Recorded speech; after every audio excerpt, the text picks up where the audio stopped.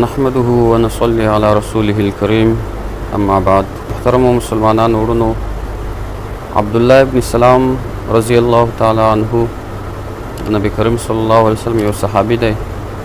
دا د اسلام نه مخکې د یهودو ملاو چې کله نبی کریم صلی الله علیه وسلم د نبوت دعوه وکړله، نبی سو نو دی راغی ورته کښېنستی چې زه ستاسو څخه 3 سوالونه کوم، که د هغه جوابونه راکړې نو پر تا باندې ایمان راوړم.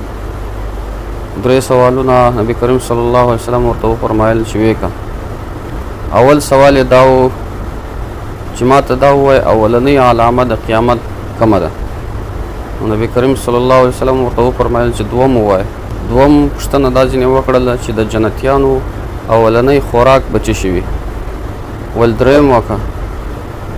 دریم دا پوښتنه ځینې وکړله چې دا ماشوم چې کله پیدا سي یا مور ته سوی وي یا پلار ته سوی وي، د دې وجه څه وي؟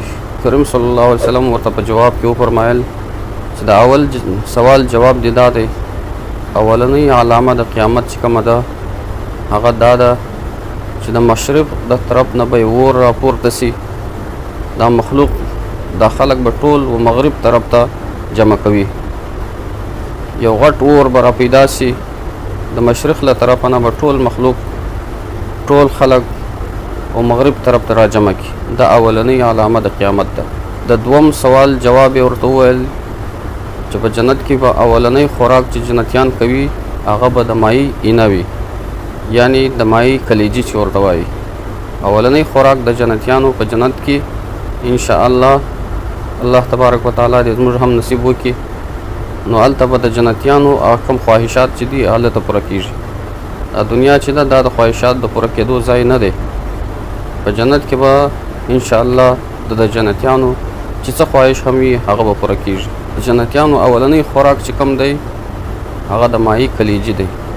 او د دریم سوال په جواب کې نبی کریم صلی الله علیه وسلم ورته وفرمایل چې یا ماشوم چې کله پیدا سي یا پلار ته سوی وي په چهره کې او یا مور ته سوی وي، د دې وجه دا ده چې کله د نارینه اوبه پر زنانه باندې غالبه سي نو دا ماشوم و پلار ته وسي، او چې کله د زنانه اوبه پر نارینه باندې غالبه سي نو بیا هغه ماشوم چې کوم دی هغه مور ته سي.